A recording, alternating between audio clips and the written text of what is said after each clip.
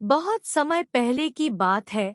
एक राजा के महल के बगीचे में एक कौवा अपनी बीवी के साथ रहता था। वह बगीचे के सबसे बड़े पेड़ पर रहते थे। उसी पेड़ के नीचे एक अजगर का बिल था। कौवे को पता था कि अजगर वही रहता है, फिर भी वह उस पेड़ पर ही काफी समय से रहते थे। दोनों कौवे सुबह के समय भोजन की तलाश में निकल जाते थे और शाम को खाना लेकर लौटते थे। इसी तरह समय बीत रहा था। एक दिन मादा कौवे ने 2 अंडे दिए।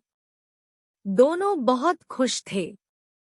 अगले दिन दोनों कौवे अंडों को घोंसले में छोड़कर सुबह खाना ढूंढने चले गए। शाम को वह खाना लेकर लौटे।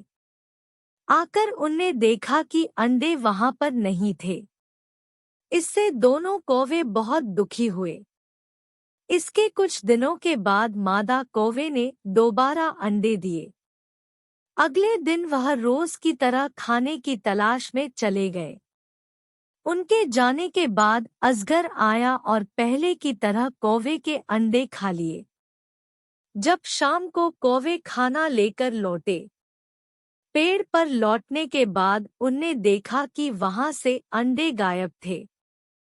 यह देखकर दोनों बहुत दुखी हुए और रोने लगे। लेकिन उनको अब समझ आ चुका था कि यह जरूर पेड़ के नीचे रहने वाले अजगर का काम है। कौवा बहुत होशियार था। उसने अजगर से छुटकारा पाने की सोची। उसने एक दिन जब रानी तालाब में नहा रही थी, तब रानी का एक हार चुरा लिया। सैनिकों ने यह सब देख लिया। वह कौवे के पीछे लग गए।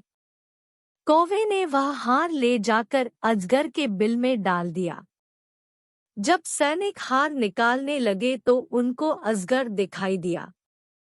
सैनिकों ने अजगर को मार दिया और हार ले लिया। इस तरह कौवे ने अजगर से छुटकारा पा लिया और दोनों खुशी से रहने लगे। सीख: इस कहानी से हमें यह सीख मिलती है कि हम अपनी बुद्धिमानी से बड़ी मुसीबत से भी छुटकारा पा सकते हैं।